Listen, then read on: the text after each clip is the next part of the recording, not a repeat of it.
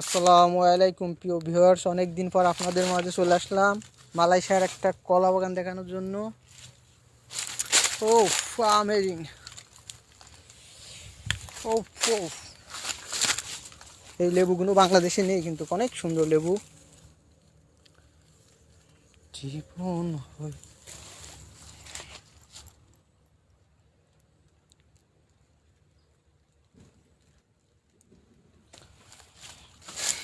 পিচাং পিচাং পিচাং।